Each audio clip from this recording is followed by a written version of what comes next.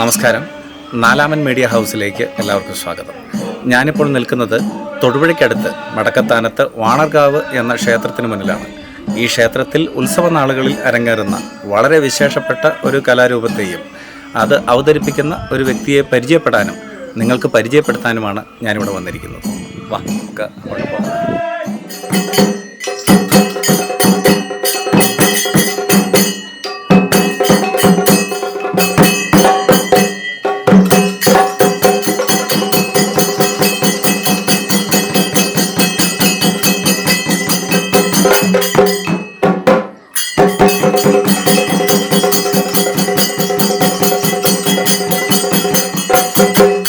നമ്മളിൽ പലർക്കും അത്ര പരിചിതമല്ലാത്ത ഒരു അനുഷ്ഠാന കലയാണ് തീയാട്ട്.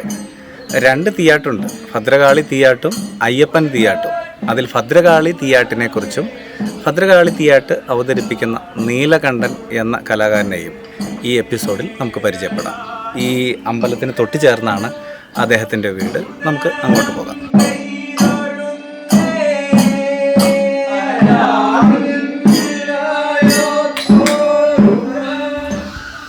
ഹലോ, നമസ്കാരം. സുഖമായിട്ടിരിക്കണം. എന്ന് പറഞ്ഞിരുന്നു, ഞാൻ നോക്കിയിരിക്കുന്നു. കുറച്ച് താമസിച്ചു പോയി. അത് കുഴപ്പമില്ല. സുഖമായിട്ടിരിക്കണല്ലോ അല്ലേ? ആ, അത് തന്നെ.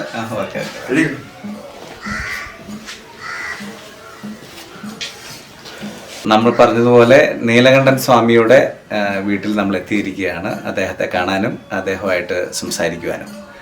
നമുക്ക് അദ്ദേഹത്തിൻ്റെ വിശേഷങ്ങളിലേക്കും ഈ തീയാട്ടെന്ന് പറയുന്ന കലാരൂപത്തെക്കുറിച്ച് നമുക്ക് ചോദിച്ചറിയാം.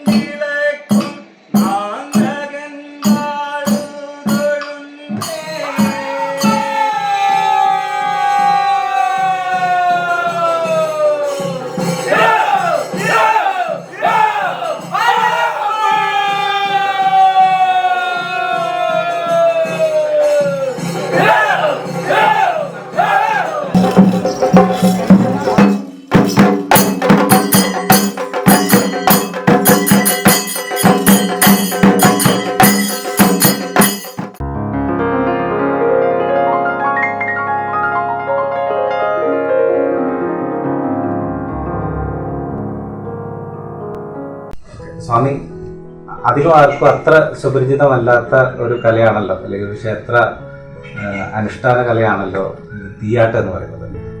തീയാട്ട്, അതുപോലെ തന്നെ മുടിയേറ്റ്, ഇങ്ങനെ വിവിധ കലാരൂപങ്ങളുണ്ട്. അതിൽ തീയാട്ടിൻ്റെ ഉത്ഭവത്തെക്കുറിച്ചും തീയാട്ടെന്നുള്ള പേര് എങ്ങനെയാണ് വന്നതെന്ന് ഒന്ന് വിശദീകരിക്കുന്നത്.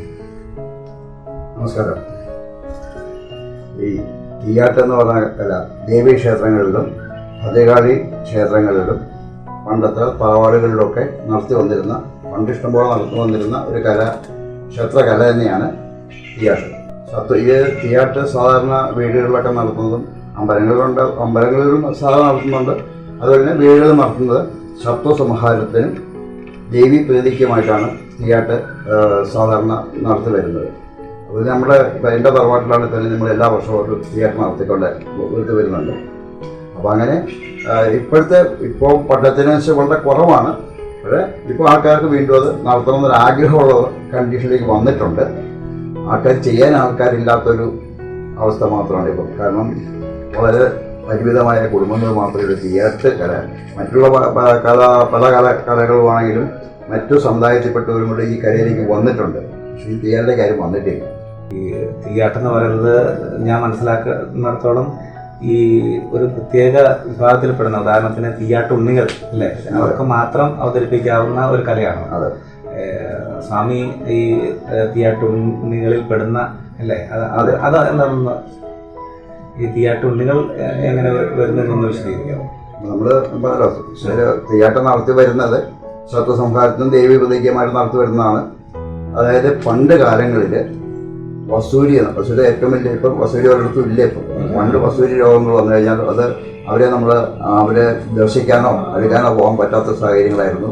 അവർ പ്രത്യേകം മുറിയിലേക്ക് മാറ്റിയിരുന്ന അവസ്ഥ. അപ്പോൾ അത്രമാത്രം ഭീകരമായ ഒരു അസുഖമാണ് വസൂരി രോഗം എന്ന് പറയുന്നത്. അപ്പോൾ അത് വന്നു കഴിഞ്ഞാൽ അത് വരാതിരിക്കുന്നതിനും വന്നു കഴിഞ്ഞാലും ദേവി പ്രീതിക്ക് വേണ്ടിയിട്ട് നടത്തി വരുന്ന ഒരു ചടങ്ങ് തന്നെയാണ് ഈ തീയാട്ട്. അപ്പം അതിന് ഈ പറഞ്ഞതുപോലെ തീയാട്ടുണ്ണി വിഭാഗത്തിൽപ്പെട്ട കുറേ ആൾക്കാരാണ്. അപ്പം അതിന് ചരിത്രം പറയുകയാണെങ്കിൽ പണ്ട് ചെറിയൊരു കഥ പോലെ പറയുകയാണെങ്കിൽ തന്നെ ഇത് നമ്മുടെ അടുത്ത് തന്നെയാണ്, കോതമംഗലത്ത് തന്നെയാണ് തീയാട്ടിൻ്റെ ഉത്ഭവം എന്ന് നമ്മളിപ്പം സങ്കല്പിച്ച് വെച്ചിരിക്കുന്നത് തന്നെയാണ്. പക്ഷെ സങ്കല്പമാണ്, കാരണം എത്ര വർഷം മുമ്പുള്ള നമുക്കറിയില്ല. പണ്ട് പരശുരാമൻ ഏതാനും ബ്രാഹ്മണരെയൊക്കെ കൂട്ടി കേരളത്തിൽ വന്നു. കേരളത്തിൽ വന്നത് കോതമംഗലത്തിനടുത്തുള്ള തൃക്കാരിലാണ് വന്നത്. ആ ബ്രാഹ്മണരെ കൂട്ടി വന്നു. അവർക്ക് അവിടെ താമസിക്കാനുള്ള സൗകര്യം കൊടുത്തു. അവരിൽ ചിലർക്ക് പെട്ടെന്ന് ഈ പറഞ്ഞതുപോലെ വസൂരി എന്ന രോഗം വന്ന് അത് വല്ലാത്ത അവസ്ഥയിൽ വന്നു. അങ്ങനെ വന്നപ്പോൾ എല്ലാവരും വല്ലാത്ത അവശതയായി കിടപ്പിലായി. അവരിൽ കുറച്ച് ബ്രാഹ്മണരാണെന്ന് പറയാം. ഈ ബ്രാഹ്മണര് പരശുരാമനെയും കൂട്ടി വിളിച്ചുകൊണ്ട് കൈലാസത്തിൽ പോകുന്നു. കൈലാസത്തിൽ ചെന്ന് ഈ അവസ്ഥകൾ അപ്പോൾ ഈ അന്നത്തെ ഈ വസൂരി വന്നു കഴിഞ്ഞാൽ തിരിച്ചു പോരുന്ന ഒരു അവസ്ഥ വളരെ ബുദ്ധിമുട്ടാണ്. അപ്പോൾ ശിവന്റെ അടുത്തും സങ്കടം പറയുന്നു. ശിവൻ അത് കേട്ട് വളരെ ആലോചിച്ച് അദ്ദേഹം ക്ഷേത്രത്തിനുള്ളിൽ നിന്ന് വിളക്ക് കത്തിച്ചിട്ടുണ്ടല്ലോ, അതിൽ നിന്ന് ഒരു പന്തം എടുത്ത് കത്തിച്ച് ഈ ബ്രാഹ്മണരുടെ കൈ കൊടുക്കുന്നു. ഇടത് കയ്യിൽ കൊടുക്കുന്നു അല്ലെങ്കിൽ ഇടത് കയ്യിൽ അത് അങ്ങനെയില്ല. അത് അങ്ങനെ ഒരു സങ്കല്പത്തിൽ ഉണ്ട്. അത് നമ്മളത് അങ്ങനെ പറയാറില്ലെന്ന് നോക്കണം. അപ്പൊ അത് പന്തം ശിവൻ മഹാദേവൻ സത്യം പറഞ്ഞാൽ എല്ലാവരും നമ്പൂരിമാരായിരുന്നു. ഇപ്പൊ തീയാട്ടുണ്ണികളെന്നല്ല അത് വന്നത്. അപ്പൊ ഇപ്പം പറഞ്ഞതനുസരിച്ച് പറയുകയാണ്. ഞാനത് പുസ്തകത്തിലുണ്ട്. അത് തീയാട്ടുണ്ണി കയ്യിലേക്ക് കൊടുക്കുന്നു. പക്ഷെ ഈ വാങ്ങിച്ച ബ്രാഹ്മണൻ ആ ഇടത്തെ കൈകൊണ്ടാണ് പന്തം വാങ്ങിയത്. അപ്പൊ അതൊരു ശരിക്കും പറഞ്ഞാൽ ഒരു സാധനം നമ്മൾ വരുമ്പോൾ വലതേ കൈകൾ വാങ്ങിക്കുക എന്നുള്ളൊരു സാധാരണ പതിവ് അങ്ങനെയാണ്. ഇതില് ഒരു കോപം എന്തോ ആയിക്കോട്ടെ, ഇഷ്ടകോപം എന്തോ ആയിക്കോട്ടെ ശിവനുണ്ടായെന്ന് വിചാരിക്കുക. അപ്പൊ അങ്ങനെ വന്നപ്പോൾ നമ്മുടെ തീയാട്ടും നമ്പൂരി സമുദായത്തിൽ നിന്നും വേറൊരു സമുദായമായിട്ട് മാറ്റി എന്നാണ് സങ്കല്പം. അതായത് ഈ ഇടത് കൈ കൊണ്ട് പന്തം വാങ്ങിച്ച ആളെ ആ ഒരു നമ്പൂരി കുലത്തിനെ തീയാട്ടുള്ളി എന്നുള്ള വിഭാഗത്തിൽ തന്നെ ഒരു സർക്കാരി വന്ന് താമസിക്കാനുള്ള സൗകര്യം ചെയ്ത് കൊടുത്തു. അവർക്ക് തീയാട്ടുണ്ണികൾ എന്നാണ് പറയുന്നത്. അവരുടെ സന്തത പരമ്പരകളായിട്ടാണ് ഇന്ന് ഇപ്പൊ പറഞ്ഞു വന്നതിൽ ഒന്ന് മുഴുമിപ്പിക്കാനുണ്ട്. അതായത് ഈ പന്തം വാങ്ങിച്ചുകൊണ്ട് വന്ന് ഈ പറയുന്ന ഈ അസുഖം ബാധിച്ചവരെ ഒഴിഞ്ഞു കഴിഞ്ഞപ്പോൾ അവരുടെ രോഗം മാറി. ഓക്കെ, അതിനുശേഷം ഈ പറയുന്ന ആ പരമ്പരയിൽപ്പെട്ട അല്ലെങ്കിൽ പന്തം വാങ്ങിച്ചുകൊണ്ട് വന്ന സ്വാമിയുടെ പരമ്പരയിൽപ്പെടുന്ന വ്യക്തികളാണ് തീയാട്ടുണ്ണികൾ എന്ന് പറഞ്ഞിട്ട് അറിയപ്പെടുന്നത്. ഇപ്പൊ സ്വാമി അതിൽ ഒരാളാണ് ഈ തീയാട്ടുണ്ണി. അപ്പൊ അതില് സന്തത കാലങ്ങളായിട്ട് സന്തത പരമ്പരയിൽപ്പെട്ട ആൾക്കാരാണ് ഒരു വിഭാഗമായിട്ട് മാറിയത്. അപ്പൊ നമ്പൂതിരി വിഭാഗമായിരുന്നു. ഈ വരുന്ന ഇപ്പൊ അദ്ദേഹം നമ്മൾ പറഞ്ഞനുസരിച്ച് അത് ഈ ഇടത്തെ കൈ കൊണ്ട് വാങ്ങിക്കുക എന്നുള്ള ഒരു ശുഭലക്ഷണം സകലത തോന്നി. അപ്പൊ നമ്മുടെ ആ നമ്പൂതിരി കുറിച്ച് നിന്നും മാറ്റിക്കൊണ്ട് നിങ്ങൾ തീയാട്ട് ദേവിയെ സ്തുതിച്ച് ദേവിയെ പ്രാർത്ഥിച്ച് ദേവിയുടെ ഇതുമായിട്ട് നടക്കാന്ന് പറഞ്ഞ് അനുഗ്രഹിച്ച് മാറ്റി തൃക്കാര് താമസിപ്പിച്ചു എന്നുള്ളതാണ് ചരിത്രത്തിൽ പറയുന്നത്. ഒരു സംശയം കൂടെ ഞാൻ ഇടയ്ക്ക് ചോദിച്ചോട്ടെ. ഈ എന്താ പറഞ്ഞ തീയാട്ട് അതുപോലെ തന്നെ മുടിയേറ്റ് അല്ലേ, രണ്ട് ഇതുണ്ട്. തീയാട്ടും അതുപോലെ തന്നെ മുടിയേറ്റും തമ്മിലുള്ള ഒരു വ്യത്യാസം കൂടെ എന്താണെന്ന് പറയാമോ? രണ്ടും കഥയാരിക വധമാണ്. ഭദ്രകാളിയും ദാരുവിനും തമ്മിലുള്ള യുദ്ധമാണ് രണ്ടിലും വന്നിട്ടുള്ളത്. പക്ഷേ നമ്മൾ ഇതിന് തീയാട്ടില് ഒരു കലാകാരനേ ഉള്ളൂ, വേഷം കെട്ടുന്ന ഒരാളേ ഉള്ളൂ, ഭദ്രകാളി മാത്രമേ ഉള്ളൂ. പിന്നെ അതുപോലെ മുടിയേറ്റം എന്ന് പറയുന്നത് 5-6 വേഷങ്ങളുണ്ട്. അത് 5-6 മാസം കൊണ്ട് തീരുന്ന ഒരു പരിപാടിയാണ് മുടിയേറ്റം എന്ന് പറയുന്നത്. ഭദ്രകാളിയും വളരെ ഈ ദാരിക എന്ന് പറയുന്നത് ഏറ്റവും വളരെ വല്ലാത്തൊരവസ്ഥയുള്ള ഭീകരനാണ്, അഹങ്കാരിയാണ്, എല്ലാം കൊണ്ടും വളരെ പേര് കേട്ടും ദേവലോകം മുഴുവൻ നശിപ്പിച്ചു ദേവലന്മാരെയൊക്കെ ഇതാക്കി വിടുന്നതും ബ്രഹ്മാവിൽ നിന്നാണ് വരം കിട്ടിയിട്ടുണ്ട്. ആ വരം കിട്ടിയത് ബ്രഹ്മാവിനെ ദൂഷ്യം ചെയ്യുന്ന രീതിയിലുള്ള, അതായത് ഈ ദാരികന് വരം കിട്ടുന്ന ബ്രഹ്മാവിൽ നിന്നാണ് തപസ് ചെയ്ത് വരം മേടിക്കുന്നത്. എന്ത് വരമാണ്? വർഷങ്ങളോളം തപസ് ചെയ്തു. അവസാനം ബ്രഹ്മാവ് പ്രത്യക്ഷപ്പെട്ടു. അങ്ങനെ ബ്രഹ്മാവിൽ നിന്നും വരം കിട്ടി. എന്ത് വരമാണ് ഈ ദാരികൻ വാങ്ങിക്കുന്ന വരം? അതായത് ഈ ദാരികൻ ബ്രഹ്മാവിൽ നിന്നും അതിശക്തമായ 2 വരങ്ങളാണ് വാങ്ങിച്ചിട്ടുള്ളത്. അത് കൊടുത്തേക്കുന്നത് ബ്രഹ്മാവിന് കൊടുക്കാണ്ടിരിക്കാൻ നിവൃത്തിയില്ലാത്ത രീതിയിലുള്ള തപസ്സായിരുന്നു പുള്ളിക്കാരൻ്റെ. ആ തപസ്സിന്റെ ശക്തി കൊണ്ട് ബ്രഹ്മാവിന് പോലും ആ വരം കൊടുക്കാണ്ടിരിക്കാൻ പറ്റില്ല. അപ്പൊ ആ വരത്തിന് താമസി, മായാവതി എന്നീ 2 വരങ്ങളാണ് ഈ ദാരികൻ ആവശ്യപ്പെട്ടത്. ഇതനുസരിച്ച് ഈ 2 വരങ്ങളും ബ്രഹ്മാവ് ദാരികന് കൊടുക്കുന്നു. ഈ വരം കിട്ടിയതോടെ എന്നെ ഇനി ആരും കൊല്ലാനില്ല, എന്നെ ആരും ഒരു സ്ത്രീ കൊല്ലുന്നാണ് ഒരു അവസാനം, ആരും വധിക്കില്ല എന്നൊരു വരവാക്കം കൊടുക്കാൻ പുരുഷന്മാരും വധിക്കാൻ പാടില്ലാത്ത വിധത്തിലുള്ള വരമാണ്. അതെ അല്ലെ, അങ്ങനെ ഒരു വരം വാങ്ങിച്ചു. അപ്പോൾ ഒരു സ്ത്രീ മാത്രമേ കൊല്ലാവുള്ളൂ. അപ്പോൾ ആ ഒരു വരത്തോടുകൂടിയാണ് ഈ അഹങ്കാരം കാണിച്ചു വന്നത്. അങ്ങനെ ഈ ദേവന്മാർക്കും അതുപോലെ തന്നെ ഈ ദേവലോകത്തിന് തന്നെ ഈ ഭീഷണിയാകുന്ന ആളെ ഈ 2 വരങ്ങൾ ഉപയോഗിച്ചാണ് ഭീഷണിപ്പെടുത്തിക്കൊണ്ടിരുന്നത്. ദേവന്മാരെല്ലാം കൂടെ ചെല്ലുന്നു. ബ്രഹ്മാവ് എല്ലാം കൂടി കൈലാസത്തിൽ ചെന്ന് ശിവനെ കണ്ട് സങ്കടമുണർത്തിരുന്നു. ശിവൻ കേട്ട് കോപിച്ച്, അതായത് ശിവനും പെട്ടെന്ന് ഭയങ്കര കോപിയാണ്. അപ്പോ കേട്ട് കോപിച്ച് ക്ഷിപ്രകോപിയാണ്. ഇത് കേട്ട് കോപിച്ച് അവന്റെ അസുരത, അതിന്റെ ഭീകരതയൊക്കെ കേട്ട് കഴിയുമ്പോൾ ഭയങ്കര കോപത്തോടുകൂടി ശിവൻ തന്റെ മൂന്നാം തൃക്കളിൽ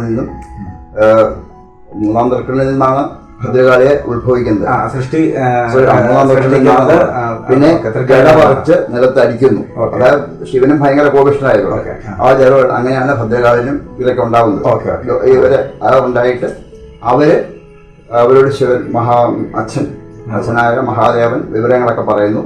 പിന്നെ ദാരികന്റെ ഉപദ്രവം അതുകൊണ്ട് നീ പോയി വേണ്ടത് ചെയ്തു വരിക, അനുഗ്രഹിച്ച് പറഞ്ഞു വിടുന്നു. അങ്ങനെയാണ് ഈ തീയാട്ടത്തിന്റെ ഭദ്രകാളി പറയുന്നതും ഈ ദാരികനെ വധിക്കുന്നതും ഒക്കെ. വധിക്കാൻ പോകുന്നു. അല്ലാതെ നമ്മളിപ്പോ ആദ്യമുണ്ട്. ഇതൊക്കെയാണ് ഈ നമ്മള് ഈ പറഞ്ഞ പോലെ ഈ മുടിയേറ്റിലുള്ള ഭാഗങ്ങൾ, ഇതൊക്കെ വേഷം കെട്ടി കാണിക്കുന്നതാണ്. ഇതെല്ലാം കഴിഞ്ഞ് ദാരികനുമായിട്ടുള്ള ഘോര മാസങ്ങളോളം നീണ്ടുനിന്ന യുദ്ധങ്ങൾ നടക്കുകയാണ്. ആ യുദ്ധത്തില് അപ്പോൾ ഒരു വിധത്തിലും ഈ ഇവനെ കൊല്ലാൻ പറ്റില്ല. അത്രമാത്രം കഠിനമായ വരങ്ങളാണ് വാങ്ങിച്ചു വെച്ചിരിക്കുന്നത്. യുദ്ധം ദിവസങ്ങളോളം നീണ്ടു നിന്നു. യുദ്ധത്തിന്റെ അവസാനം ഒരു വിധത്തിലും ദാരികനെ കൊല്ലാൻ സാധിക്കുന്നില്ല. കാരണം ഈ മായാവതി താമസിക്കുന്ന 2 വരങ്ങൾ കൊണ്ട് ആർക്കും ആ മന്ത്രം, ഈ വരം കിട്ടിയതുകൊണ്ട് ആർക്കും അവരെ കൊല്ലാൻ പറ്റില്ല. പിന്നെ ഈ 2 മന്ത്രത്തിന്റെ, ഞാൻ കഥ മൊത്തം പറയാണ്, ഈ മന്ത്രത്തിന്റെ ഗുണങ്ങൾ ഭാര്യയ്ക്ക് മാത്രമേ ഈ മന്ത്രം പറഞ്ഞു കൊടുത്തിട്ടുള്ളൂ.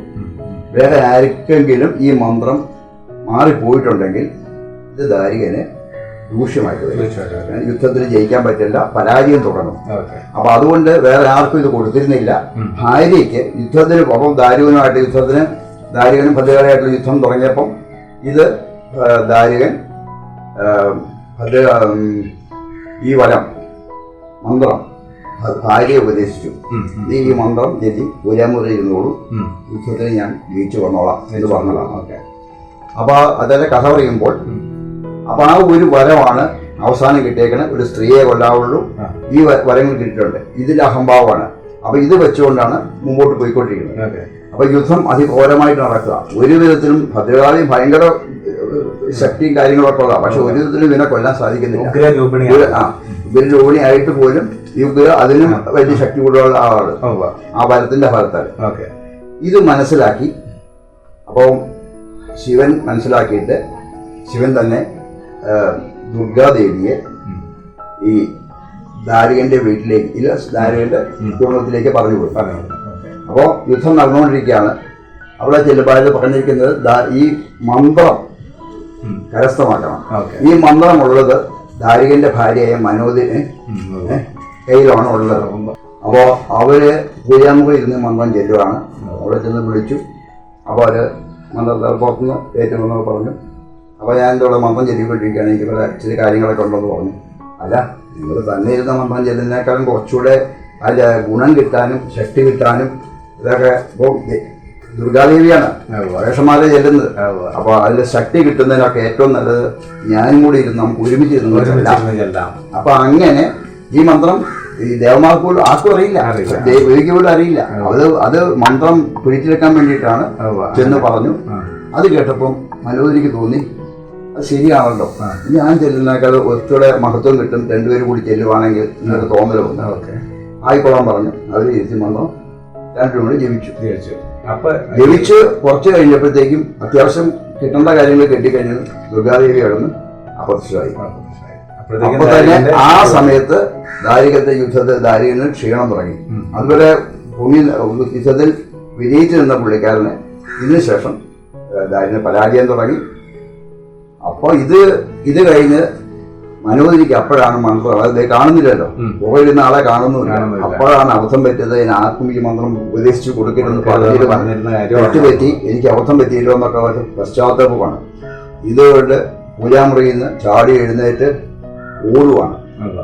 അതേകാളി ഓടുന്നു, ഈ മനോഹരി ഓടി പോകുന്നു. അപ്പൊ ആ സമയത്ത് ഈ ദാരിക യുദ്ധസ്ഥലത്തേക്കാണ് ഓടുന്നത്. വളരെ സ്പീഡിൽ ഓടി അവിടെ ചെല്ലുന്ന വഴിയിൽ വെച്ച് ദാരികനെ കൊന്ന് തലയുമായിട്ട് ഭദ്രകാളി വരുന്നതായിട്ടാണ് കാണുന്നത്. അതിക്രൂരമായിട്ട് ശബ്ദത്തോടി അട്ടഹസിച്ച് അതാടി വരുന്ന ഭദ്രകാളിയെ കാണുന്നു. അപ്പൊ അതിനു മുമ്പായിട്ട് ഈ മനോഹരി ആദ്യം പോയി കാണുന്നത് ശിവനെ അനത്തിന് കാണുന്നത്. ശിവന്റെ അടുത്ത് എന്ന് പറഞ്ഞു, എനിക്കിനെ അബദ്ധം പറ്റിപ്പോയി, എന്നെ രക്ഷിക്കണം, സഹായിക്കണം, മറ്റൊന്ന്. ഇവർക്കൊക്കെ ദേവന്മാർക്കൊക്കെ എന്ത് ചോദിച്ചാലും കൊടുക്കാണ്ടിരിക്കാൻ പാടില്ല. അപ്പൊ അത് പറഞ്ഞു, ഒരു കാര്യം ചെയ്യും, ഒരു മാർഗമുള്ളൂ. അപ്പം ഇത് കേട്ടോ പറഞ്ഞ് ശിവൻ തന്റെ മേത്തേക്കുള്ള വിയർപ്പ് കണങ്ങൾ വഴിച്ച് ഒരു പ്രസാദമായിട്ട് ഇവിടെ കൊടുത്തു, വെള്ളം കൊടുത്തു. ഇത് കൊണ്ടുപോയി ആരെ തളിക്കുന്നോ അവർ വസൂരി ബാധിച്ച് നിലത്ത് ബോധം കെട്ടി വീഴും എന്ന് പറഞ്ഞ് അത് മഹാദേവൻ വിലയിപ്പിക്കുന്നു. ഇതുമായിട്ട് പ്രസാദിനെ രക്ഷിക്കുന്നതിനുള്ള അത് ഭയങ്കര സ്പീഡിൽ ഓടി പോവുകയാണ്. അങ്ങനെ പോകുന്ന സമയത്താണ് ഈ ദാരിക ശിരസുമായിട്ട് ആ അട്ടഹസിച്ച് വരുന്ന ഭദ്രകാളിയെ കാണുന്നത്. ഇത് കണ്ട് കോപാകുലയായ ഇവർക്ക് ഈ മനോഹരി ഈ രക്തം വേർപ്പ് കാണുന്നത് ഭദ്രകാളിയുടെ മേത്തേക്ക് തൂളുകയാണ്. തൂളിക്കഴിഞ്ഞപ്പോൾ ഭദ്രകാളി ബോധം കെട്ടി വീഴുന്നു, ബോധമില്ലാത്ത അവസ്ഥ വന്നു. അപ്പൊ ഇത് ശിവന് മൂന്നാം പുള്ളിക്കത് മനസ്സിലായി. ഉടനെ തന്നെ വീരഭദ്രൻ്റെ കാൽമുടി നിലത്തടിച്ച് വീരഭദ്രനുണ്ടാകും. വീരഭദ്രൻ ജനിക്കുന്നു, വീരഭദ്രനെ പറഞ്ഞു വിടുന്നു. അപ്പൊ ഇതിനിപ്പോ മൂക്ക് നോക്കുന്നില്ല, അതുപോലെ പറയാം. വീരഭദ്രനെ പറഞ്ഞു വിടുന്നു. വീരഭദ്രനെ ഓടിച്ചെന്ന മോഹാസപ്പെട്ട് കിടക്കുന്ന പെങ്ങളാണല്ലോ, പെങ്ങളെ കാണുന്നു. സഹോദരിയല്ലേ, അപ്പോൾ രണ്ടും ശിവന്റെ മക്കളല്ലേ, സഹോദരിയാണ്. അവിടെ ചെന്ന് കഴിഞ്ഞ് അപ്പോൾ ഈ മേത്തും മുഴുവൻ വസൂരി കലകളൊക്കെയാണ്. അപ്പോൾ ഈ കണ്ടാറിന് ഭയങ്കര നാക്ക് നീളമൊക്കെ ഉണ്ട്. ഈ മേത്തും ശരീരത്തിലുള്ള എല്ലാ വസൂരി കണങ്ങളൊക്കെ നക്കി തുടച്ചു മാറ്റി, എല്ലാ സ്ഥലത്തും മാറ്റി കളഞ്ഞു. അപ്പം അങ്ങനെ വന്ന് അവസാനം മുഖത്ത് മാത്രം നിൽക്കുക. മുഖത്ത് മാത്രമുള്ളത് വരയ്ക്കാൻ ഇപ്പോൾ ഭദ്രകാളി സമ്മതിച്ചില്ല, ആംഗലം പെങ്കൂടല്ലേ. അപ്പൊ മുഖത്ത് ഈ വസൂരിക്കലകൾ മാറ്റുന്നതിന് ഭദ്രകാളി സമ്മതിച്ചില്ല. അങ്ങനെയാണ് ഇപ്പോൾ തീയാട്ട് കഴിക്കുന്ന സമയത്ത് നമ്മൾ വേഷത്തില് ചുട്ടി കുത്തിയിട്ടില്ല. വസൂരി കലകളായിട്ടാണ് സങ്കല്പിക്കുന്നത്.